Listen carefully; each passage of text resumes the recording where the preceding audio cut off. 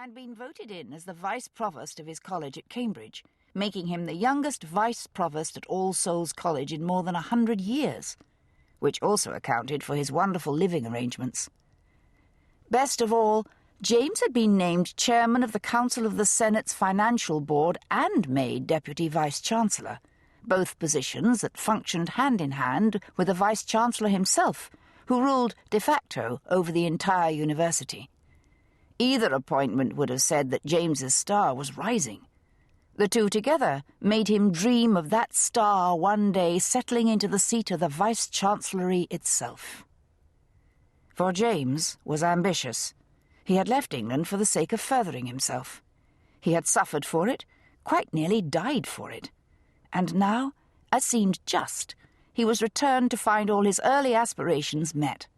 A modest seat of power, undisputed renown, and, after all his stipends, salaries, prizes, fellowship dividends, and appointments were added up, enough money for pretty much anything he wanted, including a natty new wardrobe, a cook — he no longer had to suffer through his gyp's midday meals, the only thing English he despised — 3 first-rate horses, and the sportiest little caleche he had ever laid eyes on, one with red-hubbed, brass-spoked wheels. James had landed in heaven. Or on earth, with his soul bartered to his eye-teeth. He wasn't sure.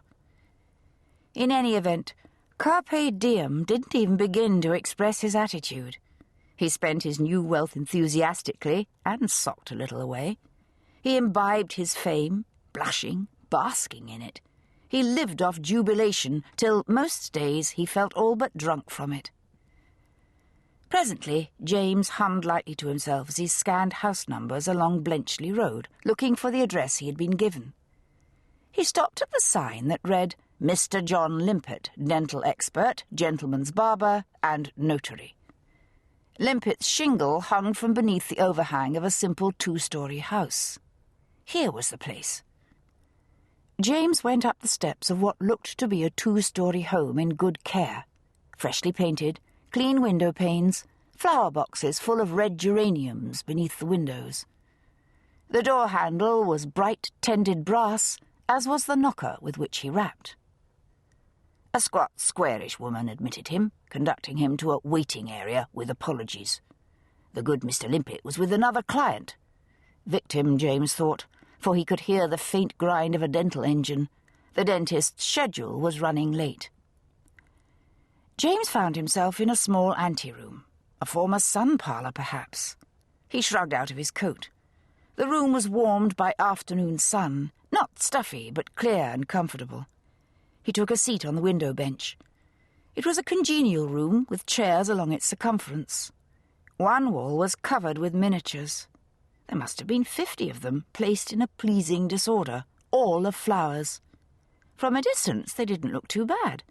Possibly the result of talent. It was then, as he came to the end of the wall display, that James saw he was not alone.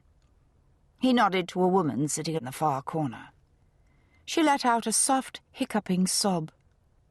"Are you all right?" he asked. She nodded, then waved a wrinkled handkerchief, shaking her head. It was nothing. Pay no mind. He tried politely to ignore her, since that seemed to be what she wanted, examining the wall of miniatures again, then a vase of carnations set into a bookcase. But the woman's sniffles made him turn back. She was overwrought. He realized she was holding the side of her jaw. "Your tooth?" he asked conversationally. She nodded, then wiped at her nose. "It hurts?" Again she nodded. "Well, you've come to the right place," he said. The remark was intended as comfort. Which it wasn't, apparently. She shook her head again and began to weep silently. Her shoulders shook from her trying to keep herself quiet. There seemed nothing else for it. James got up, went over to sit down beside her. "Here." He offered his own dry handkerchief. Hers was soggy.